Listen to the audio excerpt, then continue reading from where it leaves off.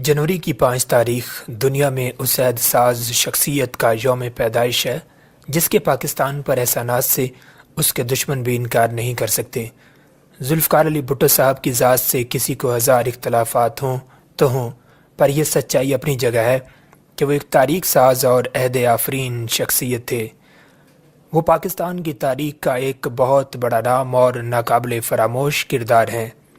वो इंतहाई मुदब्बिर सियासतदान, आला तालीम याफ्ता, बेहद वसीउल मुतालिया, वक्त के नबज़ शनास और मुनफरिद शख्सियत के मालिक थे। उन्होंने दुनिया से अपनी खताबत और जहानत का लोहा मनवाया।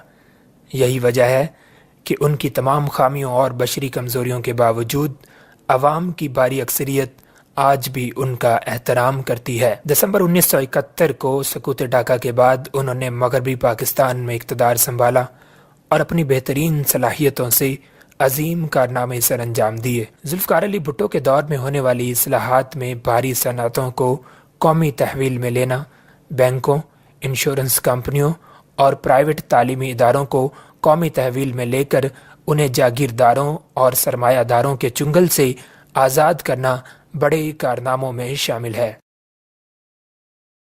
इसके अलावा ज़रूरी इस्लाहात का आगाज़, आवाम को सस्ती ट्रांसपोर्ट और खुराक समेत बेशुमार दूसरी सहूलियात की फराहमी, बुनियादी मराकज़ सेहत का क़याम और गरीबों के लिए इलाज की मुफ्त सहूलत, तालीम और इलाज के लिए बजट का 43% मुख्तस करना, पाकिस्तानी अवाम को शनाख्त देने के लिए कौमी शनाख्ती कार्ड बनवाने के लिए कानून साजी और दीगर इस्लाहात शामिल हैं। हुकूमत कायम होने के 3 साल की कोशिशों के बाद वो मुल्क को एक मुत्तफ़िका आइन देने में कामयाब हो गए।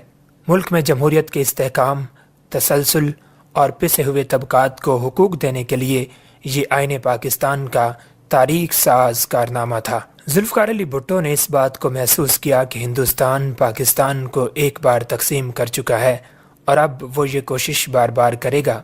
लिहाजा पाकिस्तान का एटमी सलाहियत हासिल करना खित्ते में ताकत के तवाज़ुन के लिए एक लाजमी अमर है। लिहाजा भुट्टो साहब ने पाकिस्तान के एटमी प्रोग्राम का आगाज़ किया।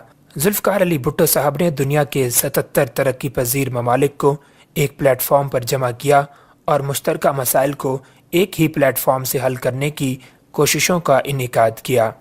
इसके साथ साथ लाहौर में इस्लामी सरबराह कॉन्फ्रेंस का न सिर्फ इनेकाद किया बल्कि मुस्लिम उम्मा के इत्तेहाद के लिए ऐसे गिरां कदर फैसले भी करवाए जिसके सबब भुट्टो साहब मगरबी ताकतों के लिए एक ख़तरा बनकर उभरे। अक़वाम मुत्तहिदा में अपनी शोला बयानी से जिस तरह जुल्फ़कार अली भुट्टो साहब ने कश्मीर के मसले को उजागर किया, कोई और लीडर आज तक वैसे नहीं कर सका। 5 फरवरी को यौम कश्मीर के तौर पर मुख्तस करना और शिमला मुआहदा भुट्टो के अजीम कारनामों में से एक है। हर हाल में, हर दौर में जिंदा रहूँगा, मैं जिंदा जावेद हूँ, पाइंदा रहूँगा, तारीख़ मेरे नाम की ताज़ीम करेगी, तारीख़ के औराक में आइंदा रहूँगा।